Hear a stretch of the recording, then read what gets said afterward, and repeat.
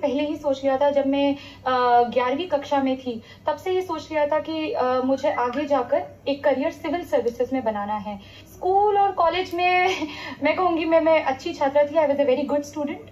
मैंने सीबीएसई में pol science में 100 on 100 लाई थी मैं। अच्छा। जब मैं कॉलेज में थी तो मैं अपने कॉलेज की बेस्ट स्टूडेंट हूँ, मैं यूनिवर्सिटी की टॉपर रही हूँ। तो एकेडमिक रिकॉर्ड बहुत स्ट्रांग था, शायद हमेशा से एक अच्छी स्टूडेंट रही। जी, इस पे मैं जरूर अपने एक्सपर्ट से पूछूंगा कि सर शुरुआत 11वीं से ही एक सपने की शुरुआत होगी, वहीं से प्रिपरेशन स्टार्ट होगी। क्या आपने कभी ऐसा सुना है कि पहले ही अटेम्प्ट में और फर्स्ट रैंक प्राप्त किया? तो क्या आपको क्या लगता है कि सफलता का राज क्या है? क्या वो अर्ली प्रिपरेशन और थॉट है? काफी सालों पहले जो है अंकुर गर्ग, उन्होंने 2002 के एग्जामिनेशन में इसी प्रकार से पहले अटेम्प्ट में जो है आईएएस में टॉप किया था। अच्छा। And he was also one of the youngest topper there.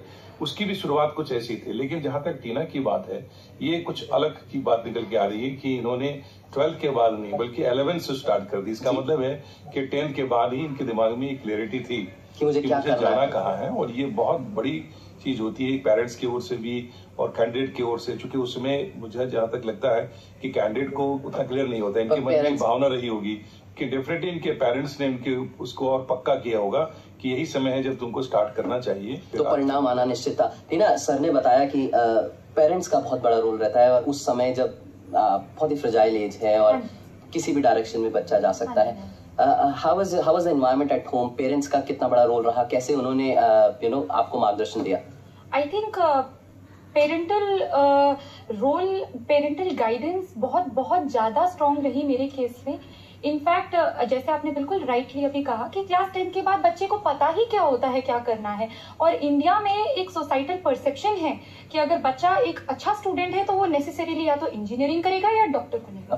तो ये इवन एक सोसाइटल प्रेशर बहुत ज्यादा है कि हम शायद दूसरा ऑप्शन कंसिडर ही नहीं करते। तो मेरे दोनों माँ बाप खुद इंजीनियर्स हैं, पर उन्होंने देखा कि मुझे साइंस में कोई इतना खास इंटरेस्ट नहीं है। उनको लगा कि इनका इंटरेस्ट ज्यादा राइटिंग स्किल में है, स्पीकिंग स्किल में है, इनमें लीडरशिप क्वालिटीज है। अच्छा। तो इनको सोशल वर्क करना बहुत अच्छा लगता है। तो उनके हिसाब से सिविल सर्विसेज बहुत ही अच्छा ऑप्शन उभर कर आया। टीना, एक सवाल और मैं पूछना चाहूंगा कि किस तरह से जब पेरेंट्स तो हैं, सही मार्गदर्शन कितना जरूरी है? स्पेशली अगर हम इस एग्जाम की बात करें, इस एग्जाम में इतना वास्ट सिलेबस है, literally anything under the sun is asked. तो जब इतना कॉम्प्लेक्स है एग्जाम, इतना वास्ट है, तो एक प्रॉपर गाइडेंस की बहुत ज्यादा जरूरत पड़ जाती है। ऑल्सो बिकॉज ये एग्जाम बहुत कॉम्पिटिटिव है।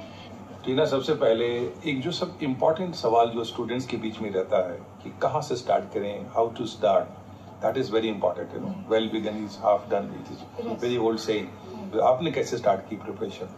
Sir, I think the first starting point, एक जो स्टार्टिंग पॉइंट है जिससे हम प्रिपरेशन एक्चुअली किसी भी कैंडिडेट को शुरू करनी चाहिए, वो है सिलेबस पढ़ने से। जब आप ये समझ जाते हैं, उसके अकॉर्डिंग नेक्स्ट स्टेप आता है, आप आइडेंटिफाई कर लें आपकी स्ट्रेंथ्स क्या है, आपकी वीकनेसेस क्या है, किसमें आप दूसरों से ज्यादा स्कोर करने की क्षमता रखते हैं और किसमें आप कमजोर हैं, आपको शायद उसमें इम्प्रूवमेंट चाहिए। तो थर्ड स्टेप ये होगा कि ऑफकोर्स जो कमजोरी है तो उसे तो इम्प्रूव करेंगे ही कि एक लेवल पे आप उसे ले आए, पर उस पे फोकस करते करते कभी भी अपनी स्ट्रेंथ्स को अपनी वीकनेसेस नहीं बनानी चाहिए। लेकिन जो स्टडी का जो बेसिक्स है, जो फंडामेंटल तैयारी जिसको कहते हैं, राइट, जिसमें क्वेश्चन और पिछले सालों के क्वेश्चंस और सिलेबस, ये दोनों की अंडरस्टैंडिंग की क्लैरिटी होनी चाहिए जी। लेकिन शुरुआत की जाती है कि जैसे फंडामेंटल बुक्स हैं, कैसे हर कोई कहता है कि स्टडी बुक्स से तैयारी शुरू करो।